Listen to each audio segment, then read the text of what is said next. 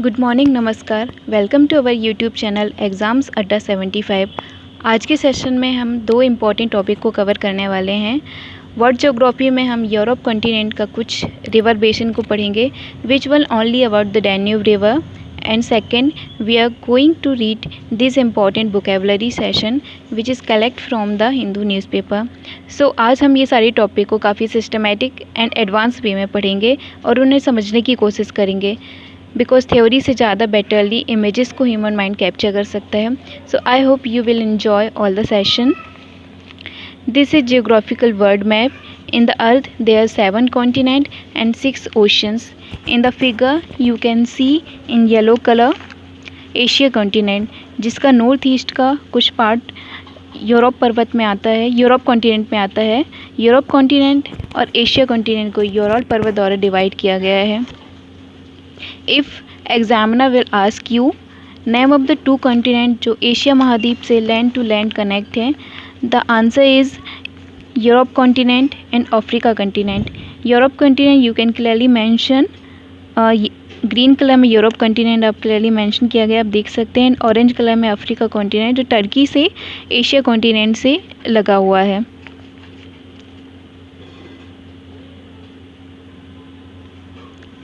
In the map you can clearly see Asia continent पूरे 7 continents में सबसे बड़ा कॉन्टिनेंट एशिया कॉन्टिनेंट है, एंड सबसे छोटा continent of course Australia continent है। You can see in the red colour. Antarctica continent जो है उसमें कोई भी ह्यूमन हैबिटेट नहीं है, क्योंकि ये पूरी तरह से ग्लेशियर से ढका हुआ है। यहाँ पर ग्लेशियर्स रिसर्च सेंटर बनाए गए हैं। भारत के द्वारा भी गंगोत्री, भारती तथा मैत्री जैसे ग्लेशियर्स रिसर्च सेंटर यहाँ पे इस्टेब्लिश किए गए हैं। Now in the second map you can see the Europe continent. यहाँ पे हम यूरोप कॉन्टिनेंट के कुछ बड़े बड़े देश जैसे United kingdom, France, Spain, Germany, Switzerland, Finland, Norway, Poland जैसे देशों को देख सकते हैं। फिनलैंड, नोकिया जो कि एक मोबाइल कंपनी है, ये फिनलैंड देश की कंपनी है। यूरोप महाद्वीप में स्थित सभी देशों को यूरोपियन यूनियन कहा जाता है। यूरोपियन यूनियन जो कि यूरोपियन के 27 देशों के एक राजनीतिक और आर्थिक मंच है। इसकी स्थापना 1957 में रोम की संधि के द्वारा की गई थी। आई थिंक पिछले दिनों आप सभी ने एक टर्मिनोलॉजी ब्रेग्जिट काफ़ी बार सुना होगा। Brexit that means Britain exit. Britain के एग्जिट होने के बाद यूरोपियन यूनियन में टोटल 26 कंट्रीज़ बची हुई हैं। What is difference between United kingdom and great Britain? United kingdom जो कि इंग्लैंड, स्कॉटलैंड, वेल्स एंड उत्तरी आयरलैंड देशों का समूह है, वहीं ग्रेट ब्रिटेन जो कि इंग्लैंड, वेल्स और स्कॉटलैंड जैसे देशों का समूह है। Now come to our apex topic, Danube river. आज हम वर्ल्ड ज्योग्राफी में यूरोप की सबसे महत्वपूर्ण नदी के जलतंत्र के बारे में पढ़ेंगे, जो कि एग्ज़ाम की दृष्टि से काफ़ी महत्वपूर्ण है। एसएससी आपके स्टेट लेवल पीसीएस में यहाँ से क्वेश्चंस आते ही आते हैं। डैन्यूब नदी यूरोप महाद्वीप की इकोनॉमी में इस नदी का बहुत ही अहम योगदान है। यह नदी मध्य यूरोप में बहने वाली एक नदी है, जो कि जर्मनी के ब्लैक फॉरेस्ट पर्वत से निकलती है। साथ ही यह यूरोप कॉन्टिनेंट की 10 देशों से होकर गुजरती है। वोल्गा नदी के बाद यह यूरोप कॉन्टिनेंट की सबसे बड़ी नदी है। The most interesting fact is that यह वर्ल्ड की एकमात्र ऐसी नदी है जो 5 देशों की राष्ट्रीय राजधानी से होकर गुजरती है।